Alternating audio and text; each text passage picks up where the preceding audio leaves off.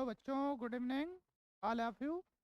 और हम लोग आज डिस्कस करेंगे इवोल्यूशन का जो क्वेश्चन चल रहा था उसका पार्ट 2। ठीक है। हम लोग पिछले वीडियो में 2013 से लेके 2025 के बारे में सवाल कर रहे थे, जो एक पार्ट में हम लोग कर चुके हैं, दूसरा पार्ट यहाँ स्टार्ट हो रहा है। ठीक है। तो आइए दूसरे पार्ट में हम लोग यहाँ पे 21 नंबर क्वेश्चन को डिस्कस करें। 21 नंबर देखिए क्या पूछा गया है। The finches species of the Galapagos island are the group according to their food sources. यहाँ पे ये है कि फूड सोर्सेज के बारे में ये पूछा गया है। कहा है which of the following is not Finch food. में ये बोला गया है जो डार्विन फिंचेस थे के बारे में ये है, इसमें से देखें कि कौन सा फूड्स के बर्ड के लिए नहीं है। तो पहला ऑप्शन इसमें करेक्ट है। क्यों करेक्ट है ये भी जानिए। ये लिखा है कैरियन। कैरियन फ्लाई जो होता है इसका फूड नहीं होता है, बाकी इंसेक्ट होते हैं, ट्री होता है, बाउंड्स और सीड, ये सब क्या होते हैं, ये इसके फूड पाए जाते हैं। अब फूड होते हैं जो डार्विन फिंचेज या फिंचेज होते हैं। ठीक है। आइए हम लोग 22 नंबर क्वेश्चन के बारे में डिस्कस करें। कहा variation caused by the mutation.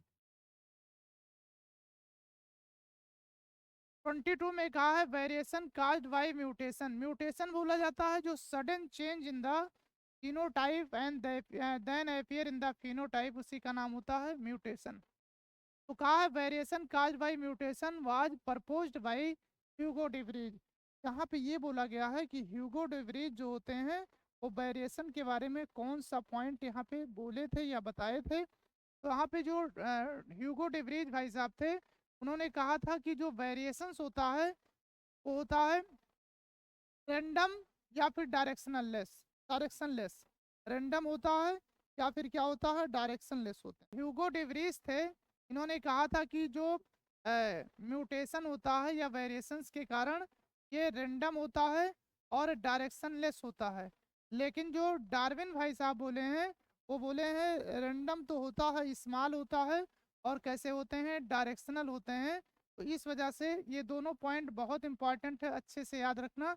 इसमें 22 नंबर का सी वाला ऑप्शन करेक्ट होगा। 23 में देखिए इसी से रिलेटेड यहाँ भी क्वेश्चन है। 23 में कहा है अकॉर्डिंग टू ह्यूगो डिवरीज। कहा है ह्यूगो डिवरीज के अकॉर्डिंग देखा जाए the mechanism of the evolution. Evolution जो मैकेनिज्म होता है इसमें एक प्रोसेस इन्होंने ये बोला था साल्टेशन। और साल्टेशन में इन्होंने ये कहा था सिंगल स्टेप लार्ज म्यूटेशन, मतलब एक स्टेप में यहाँ पे क्या होगा, म्यूटेशन सबसे ज़्यादा होता है। सिंगल स्टेप में म्यूटेशन बहुत ज़्यादा होता है, इसको बोला गया था साल्टेशन। तो पहला ऑप्शन दिया है मल्टीपल स्टेप म्यूटेशन, ये नहीं है। फिनोटिपिक वेरिएशन से कोई लेना देना नहीं है, माइनर म्यूटेशन से कोई लेना देना नहीं है। इस वजह से इसमें 23 नंबर का बी ऑप्शन करेक्ट हो गया। और जो बी ऑप्शन करेक्ट है ये इसी वजह से करेक्ट है क्योंकि साल्टेशन जो होता है सिंगल स्टेप होता है और लार्ज म्यूटेशन है। सिंगल स्टेप और लार्ज म्यूटेशन को क्या बोला जाता है, साल्टेशन। ठीक है। आइए हम लोग 24 के बारे में डिस्कस करें। 24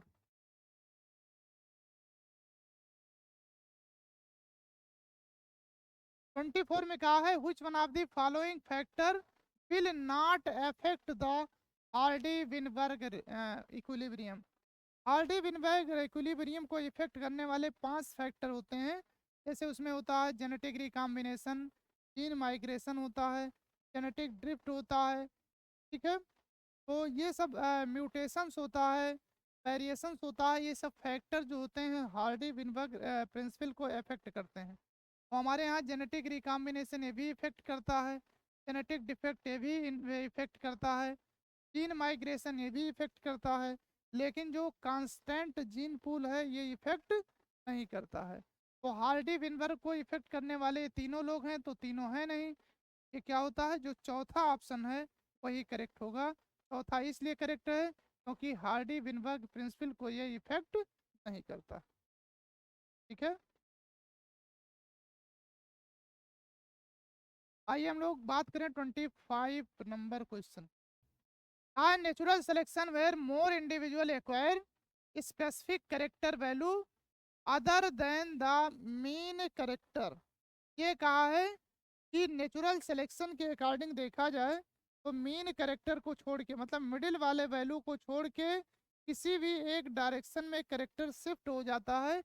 इसलिए यहाँ पे क्या होता है, अब देखिए कहा है नेचुरल सिलेक्शन जो होता है मोर individual acquire specific character value other than the mean character, मतलब ये बोला गया है बीच वाले करेक्टर को छोड़ के कोई भी करेक्टर यहाँ पे क्या हो सकता है, इधर उधर हो सकता है या डिस्पर्स हो सकता है। अब देखिए यहाँ पे पहला है जैसे स्टेबलाइजिंग जो ग्राफ होता है, यहाँ लेके स्टेबलाइजिंग चेंज, इसका मतलब ये होता है मीन करेक्टर इसमें ज़्यादा होना चाहिए, मीन करेक्टर तो है नहीं। दूसरा देखिए यहाँ पे है डायरेक्शनल चेंज, तो डायरेक्शनल चेंज होता है, एक डायरेक्शन में चेंज होंगे।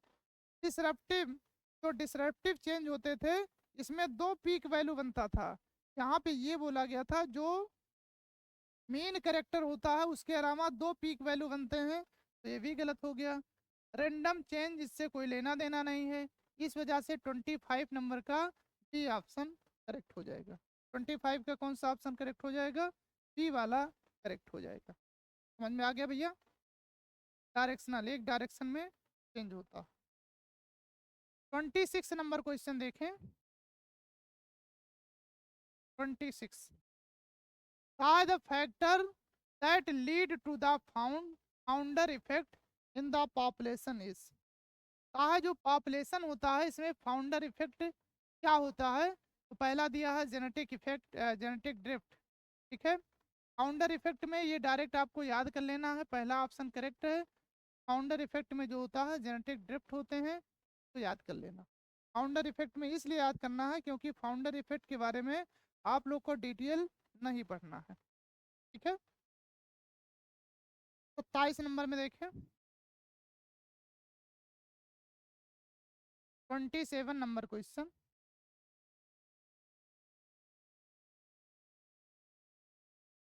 27 नंबर क्वेश्चन में कहा है ये gene locus has two allele, एक जीन में लोकस है जिसमें टू एलिल है, कैपिटल ए और small a, if the frequency of the dominant allele A is the 0.4, then what will be the frequent of the homozygous dominant heterozygous and homozygous recessive individual in the population। इसमें जानते हैं एक ही formula होता है, ये formula जो होता है पी स्क्वायर प्लस 2pq और plus Q square equal to क्या होता है 1, इसकी वैल्यू 1 के बराबर होनी चाहिए। अब चाहे इसी p को ये मानिए या p को b मानिए, उससे नहीं मतलब है, यहाँ पे जो सवाल किया गया है यहाँ पे इस p को ये माना गया है, तो यहाँ पे ये लिख सकते हैं ये square plus 2 capital A small a plus a square equal to 1, ये मान लिया गया। अब यहाँ पे ये बोला गया है कि a की वैल्यू कितना है 0.04, इसका स्क्वायर करेंगे, इसका स्क्वायर अगर करेंगे तो कितना हो जाएगा 0.016, 2 इंटू, अब खुद सोचिए जब टोटल वैल्यू है 1, ए की वैल्यू है 0.4, तो स्मॉल ए की वैल्यू होगी 0.2 इंटू 0.4 इंटू 0.6 प्लस 0.6 का स्क्वायर इक्वल टू 1। ठीक है, इसको कैलकुलेट करेंगे तो 0.16 आएगा प्लस 0.48 आ जाएगा प्लस 0.36 आ जाएगा, ये बराबर होगा 1 के। अब इसमें देखिए आपको पूछा गया है कि इसके अकॉर्डिंग हमने यहाँ सॉल्व कर दिया है, आंसर हमारा ये आ गया और ये जिसमें होगा वही सही हो जाए। ठीक है, इससे रिलेटेड दो सवाल हैं, तो वहाँ पे देखिए ये जो हमारे यहाँ ऑप्शन में डी में दिया है वही हमारे यहाँ मिल रहा है, तो ये डी ऑप्शन 27 का करेक्ट हो जाए। 27 का कौन सा ऑप्शन सही हो जाएगा, डी वाला। आइए हम लोग बात करते हैं 28 नंबर क्वेश्चन। इसमें कहा है इन ये species the weight of new bar ranges from the 2 to 5 kilogram. ये कहा है कि कोई स्पीसीज है, जैसे हम लोगों की ही स्पीसीज माना जाए, उसमें जो न्यू बार्न बच्चे होते हैं, बेबी होते हैं, वो 2 से 5 किलोग्राम के आसपास। कहा है 97% of the newborn with the average weight 3 से 3.5 मतलब 3.25 किलो के आसपास होते हैं, सरवाइव करते हैं। इसका मतलब ये क्या हो गया, मीन करेक्टर हो गया। Whereas the 99% of the infant born with the weight from the 2 to 2.5 या फिर 4.5 to 5 किलोग्राम डाई, ये जानते हैं मीन करेक्टर वाले, मतलब मध्य वैल्यू वाले यहाँ पे मेंटेन रहेंगे, और ज़्यादा किलोग्राम के रहेंगे तब भी मर जाएंगे, कम रहेंगे तब भी मर जाएंगे। which type of the selection is the process takes place. तो इस सिलेक्शन का हमने बोला था 3 ही टाइप के ग्राफ बने थे। एक बना था स्टेबलाइजेशन, एक बना था डायरेक्शनल, और एक कौन बना था, डिसरप्टिव। तो यहाँ पे ये मेन करेक्टर को रिप्रेजेंट कर रहा है, इसका मतलब कौन सा ग्राफ होगा, ये स्टेबलाइजिंग वाला होगा। कौन सा होगा, स्टेबलाइजिंग। तो 28 का क्या सही हो जाएगा, थर्ड वाला ऑप्शन करेक्ट हो जाएगा, तीसरा ऑप्शन सही।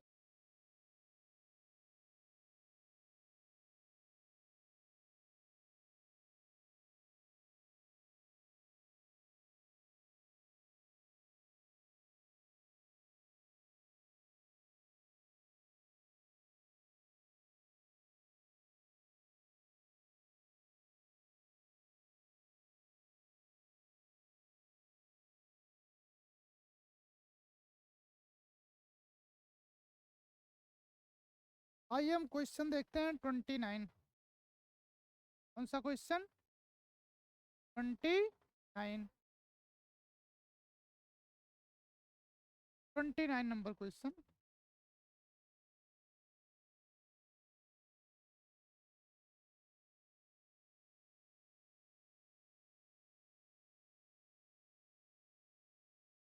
ट्वेंटी नाइन कहा है artificial selection to obtain cow yield higher milk output represent. कहा है आर्टिफिशियल सिलेक्शन से ऑब्टेन किया जाता है काउ मिल्क को। यहाँ पे काउ जो होती हैं जो हाई यील्डिंग मिल्क होते हैं, ज़्यादा मिल्क प्रोड्यूस करते हैं, आउटपुट रिप्रेजेंट करते हैं। तो ये डायरेक्शन में, एक डायरेक्शन में शिफ्ट होता है ग्राफ। कहा है direction as the pushes the mean of the character in the one direction. वैसे सही तो यही है, 29 नंबर का कौन सा सही हो जाएगा, पहला। लेकिन और भी चीज़ें देख लेते हैं। बी, डिसरप्टिव से कोई लेना देना नहीं है, स्टेबलाइजेशन से कोई लेना देना नहीं है। तो इस वजह से यहाँ पे एक डायरेक्शन में शिफ्ट होगा, और एक डायरेक्शन में शिफ्ट होगा तो मिल्क का प्रोडक्शन ज़्यादा होगा। मिल्क का प्रोडक्शन कैसा होगा, ज़्यादा होगा। तो इसलिए 29 का कौन सा सही हो जाएगा, पहला वाला ऑप्शन करेक्ट हो जाएगा। आइए हम लोग बात करते हैं 30 नंबर, 30 नंबर क्वेश्चन। क्या है genetic drift operate. Genetic drift जो होता है वो ऑपरेट जो करेगा, ये स्मॉल आइसोलेशन करता है, में करता है स्मॉल आइसोलेशन या पॉपुलेशन में करता है।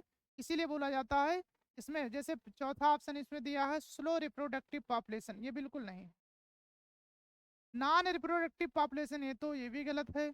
लार्ज आइसोलेशन पॉपुलेशन, ये जो जेनेटिक ड्रिफ्ट होता है ये लार्ज वार्ज पे नहीं काम करता है, ये सिर्फ किस पे काम करता है, स्मॉल पॉपुलेशन पे। इसीलिए बोला जाता है smallest isolated population. Small isolated population पे जेनेटिक ड्रिफ्ट काम करता है। तो 30 नंबर का कौन सा सही हो जाएगा, पहला वाला ऑप्शन करेक्ट हो जाएगा। 30 नंबर का कौन सा सही हो गया, पहला वाला। आइए हम देखते हैं 31 नंबर क्वेश्चन, 31 नंबर। था in Hardy Weinberg equation, Hardy Weinberg equation जो होते हैं the frequency of the heterozygous individual, heterozygous पूछा है। देखिए अभी हमने फार्मूला क्या बताया था, P square plus 2pq plus Q square equal to 1। P square plus 2pq plus Q square, ये बीच वाला जो होता है ये क्या है, हेट्रोजाइगस है। बाकी ये भी होमोजाइगस है, ये भी होमोजाइगस हैं। तो यहाँ देखिए ये भी होमोजाइगस हैं, ये पूछा नहीं गया है। ये भी होमोजाइगस है, ये भी नहीं पूछा गया है। और इन दोनों में रिलेट करना है तो फार्मूले में हमारे क्या है, 2pq है। इस वजह से यहाँ पे हमारे यहाँ 31 नंबर का कौन सा सही हो जाएगा, सी वाला ऑप्शन करेक्ट हो जाएगा। 31 नंबर का कौन सा सही हो गया, सी वाला ऑप्शन करेक्ट हो गया। आइए हम 32 नंबर क्वेश्चन देखें। 32 अभी जानते हैं ऐसे ही सेम क्वेश्चन देखा गया था, ठीक है। इसमें भी कुछ नहीं है, वही बस हमको सिंपल एक फार्मूला लगाना है, हार्डी विनबर प्रिंसिपल। कहा in the population of 1000 individual. अब देखिए फार्मूला हमारे पास जो लागू हुआ था, P square plus 2pq plus Q square equal to 1। 1 की जगह पे हमको क्या करना है, 1000 करना है। यहाँ पे बोला गया है जो कैपिटल ये है, इनकी वैल्यू कितना है, 480 है, ठीक है। नहीं, कैपिटल ए की वैल्यू 480 नहीं है। यहाँ जो कैपिटल ए की वैल्यू है वो है 360। इसका मतलब ये स्क्वायर की वैल्यू कितना दिया है, 360 प्लस जो हेट्रोजाइगस है उसकी वैल्यू कितना दिया गया है, तो 2 से मल्टीप्लाई कर देंगे इंटू 480 प्लस क्यू स्क्वायर कितना दिया है, 160 इक्वल टू 1000, ठीक है। अब यहाँ पे क्वेश्चन में क्या पूछा गया है, कहा based on this data frequency of the allele ये के बारे में पूछा गया। तो ये जब 360 है तो इसकी वैल्यू हम निकालेंगे तो 0.036 आएगा। और यहाँ पे निकालेंगे तो ये की वैल्यू पूछा गया ना कि ये स्क्वायर, तो इसका क्या हो जाएगा, 0.06 हो जाएगा। कितना हो जाएगा, 0.06 हो जाएगा। इस वजह से इसमें कौन सा सही हो जाएगा, सी वाला ऑप्शन करेक्ट है। कौन सा ऑप्शन करेक्ट है, सी वाला। आइए हम लोग बात करते हैं 33 नंबर क्वेश्चन की। 33 number question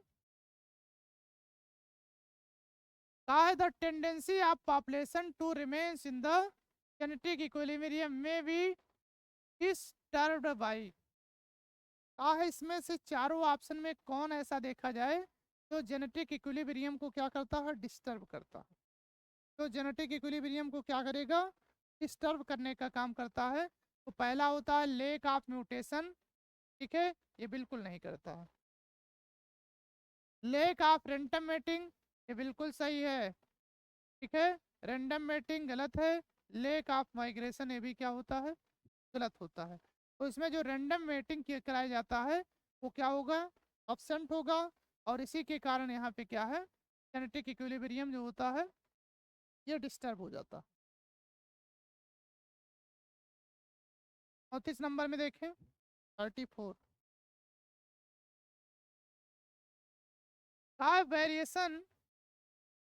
variation in gene frequency within the population can occurs by chance rather than the natural selection। कहा है इसमें जो वेरिएशन होता है जीन फ्रीक्वेंसी के कारण, ये पॉपुलेशन में बाई चांस जो हो जाता है, अदर देन मतलब नेचुरल सिलेक्शन के अलावा बाई चांस जो हो जाता है वो होता है रैंडम मेटिंग, बिल्कुल गलत है। जेनेटिक लोड, इससे कोई लेना देना नहीं है, ना जेनेटिक फ्लो से या जीन माइग्रेशन से। यहाँ पे चौथा ऑप्शन होता है जेनेटिक ड्रिफ्ट। तो 34 नंबर का कौन सा सही हो जाएगा, जेनेटिक ड्रिफ्ट हो जाएगा।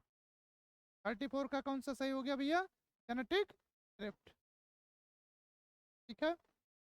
आइए हम लोग 35 नंबर क्वेश्चन के बारे में डिस्कस करें। इसमें कुछ पॉइंट जो होते हैं हमारे एनसीईआरटी में नहीं लिखा है, इसमें मैचिंग कराना है। बट इसमें जैसे प्रोटीरोजोइक जो होता है वो नहीं लिखा है, प्रोटीरोजोइक जो होता है ये नहीं लिखा हुआ है। आइए हम लोग देखते हैं। पहला बोला गया है मीसोजोई कीड़ा। मीसोजोई कीड़ा जो होते हैं इसमें बर्ड और रेप्टाइल इन लोगों का ये था। मीसोजोई कीड़ा में रेप्टाइल और बर्ड का क्या था, ये ईरा था। प्रोटेरियोजोई कीड़ा, प्रोटोरियोजोई कीड़ा जो होता है लोअर इनवर्टेब्रेट्स उसमें आते थे। टीनोजोई कीड़ा में मैमल्स आते हैं।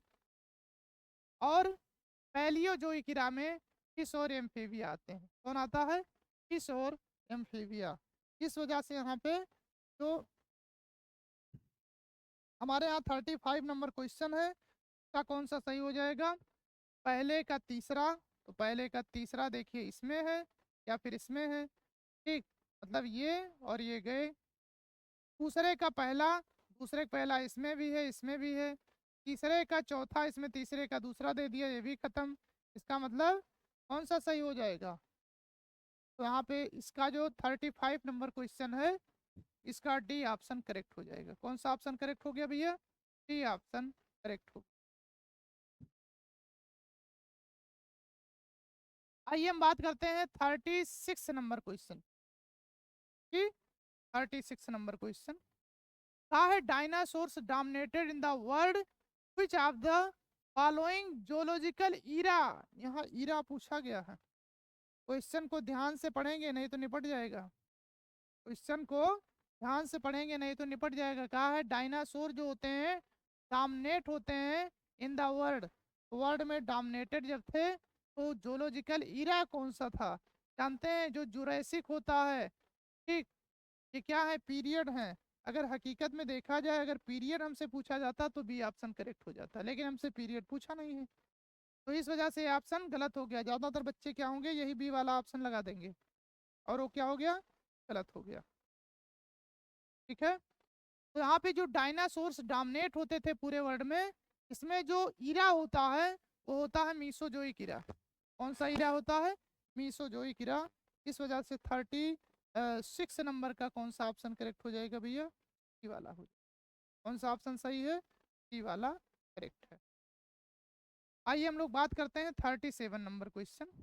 37 नंबर क्वेश्चन में ये पूछा है, 37 नंबर क्वेश्चन में ये पूछा है, कहा है give below some stages of human evolution, arrange the correct sequence of past to recent. इसका मतलब ये है प्रेजेंट टाइम में कौन है, सबसे एडवांस कौन है, सबसे लोवेस्ट कौन है, इसको यहाँ पे क्या करना है? अरेंज करना है। तो सबसे पहले हमारे यहाँ कौन आए थे? हंडी मैन आए थे, जिसको बोला जाता है होमो हैबिलिस, तो नंबर 1 पे ये हो गए। ठीक है, फिर आए थे होमो इरेक्टस, तो दूसरे नंबर पे ये हो गए। फिर आए थे होमो निएंडरथैलिस, तीसरे नंबर पे ये हो गए। और इस समय कौन चल रहे हैं? होमो सेपियंस, तो 4 नंबर पे हमारे यहाँ ये है। होमो हैबिलिस, होमो सेपियंस, होमो निएंडरथैलिस और होमो इरेक्टस। पहले नंबर पे कौन आए? होमो हैबिलिस, के बाद होमो इरेक्टस, उसके बाद निएंडरथैल, के बाद होमो सेपियंस। तो यहाँ पे अगर हम सीक्वेंस में देखेंगे तो सबसे पहले ये एक ही में है, डी वाले में, तो डी वाला करेक्ट हो गया। डी के बाद कौन आया है? मतलब डी में ए के बाद कौन आया है? डी। डी के बाद कौन आया है? सी। सी के बाद कौन है?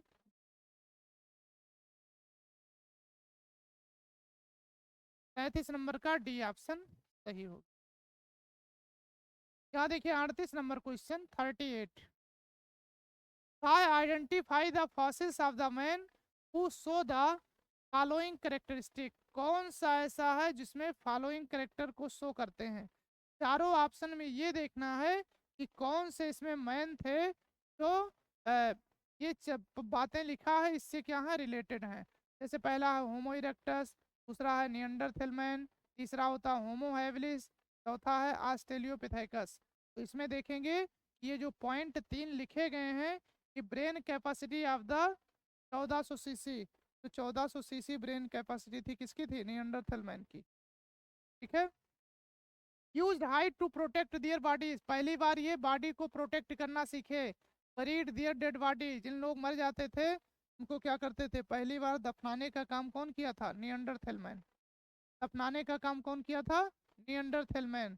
तो इस वजह से 3 पॉइंट के अकॉर्डिंग देखा जाए तो हमारे यहाँ बी ऑप्शन करेक्ट हो। कौन सा ऑप्शन करेक्ट है?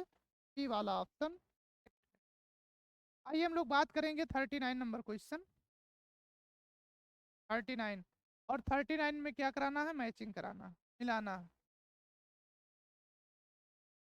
ठीक है, आइए हम लोग मिलाएंगे। होमो हैबिलिस, होमो हैबिलिस की ब्रेन कैपेसिटी, क्या इनको हैंडीमैन बोला जाता है? ब्रेन कैपेसिटी इनकी सबसे कम थी, लगभग 650 से लेके 800 सी। तो पहले ऑप्शन का कौन सा सही हो गया? तीसरा। अब देखें, ये वाला ऑप्शन ऐसे ही कट गया। दूसरा देखते हैं, होमो निएंडरथैलिस, इनकी जो ब्रेन कैपेसिटी थी कितना था, 1400 सीसी के आसपास। तो दूसरे का कौन सा सही हो गया, चौथा। ये भी गया, ये भी गया। ठीक है, आइए हम लोग बात करते हैं होमो इरेक्टस। होमो इरेक्टस की जो ब्रेन कैपेसिटी थी वो 900 सीसी के आसपास थी, और होमो सेपियंस की कितना है, 1350। तो इस वजह से कौन सा ऑप्शन सही हो जाएगा, ये फोर्थ वाला ऑप्शन करेक्ट हो। तो 39 का कौन सा ऑप्शन करेक्ट हो गया भैया, फोर्थ वाला। ठीक, डी ऑप्शन करेक्ट है। आइए हम लोग बात करते हैं 40 number question. Which of the following statement is correct. इसमें ये कहा है कि चारों ऑप्शन में से देखेंगे कौन सा स्टेटमेंट करेक्ट है about origin and evolution of the man. Man के अकॉर्डिंग और ओरिजिन और इवोल्यूशन के अकॉर्डिंग देखा जाए चारों ऑप्शन में कौन सा ऑप्शन सही है। पहला देखें, कहा है agriculture came around 50,000 year back. नहीं, ये 10,000 पहले आया था, तो इस वजह से ये क्या हो गया, गलत हो गया। Dryopithecus and Ramapithecus primate existing in the 15 million years ago walk like man, ये भी गलत हो गया, 1.5 है। ठीक है, Homo habilis probably eat meat, ये मीट नहीं खाते थे। ठीक है, Neanderthal man live in the Asia between the 1 lakh से 40,000 ईयर बैक। तो यहाँ पे ये 40 नंबर का चौथा ऑप्शन सही है, डी ऑप्शन करेक्ट हो। ठीक है, आइए यहाँ पे 41 नंबर क्वेश्चन देखें। 41 नंबर क्वेश्चन,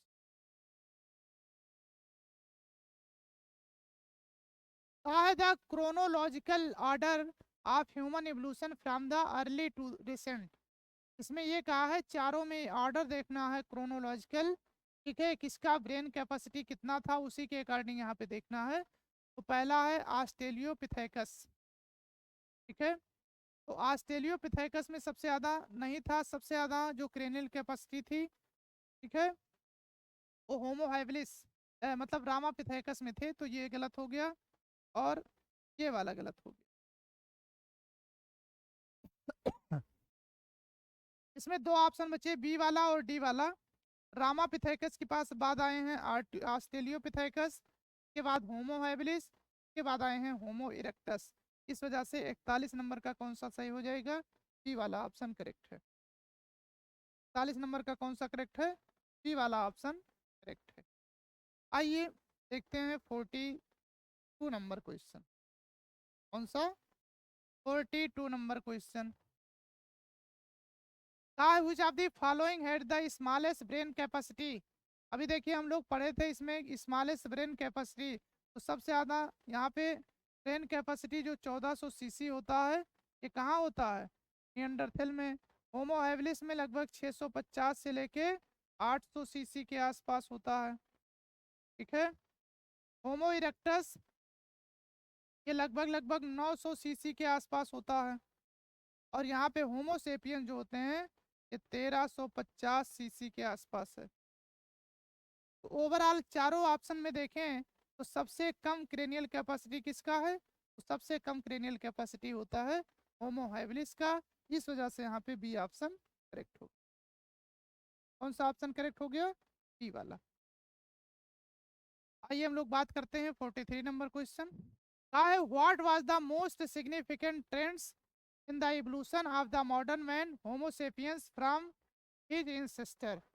यहाँ पे ये कहा है कि कौन से ऐसे मोस्ट सिग्निफिकेंट ट्रेंड हैं इवोल्यूशन में जो मॉडर्न मैन के लिए जो सबसे ज़्यादा डेवलप किए।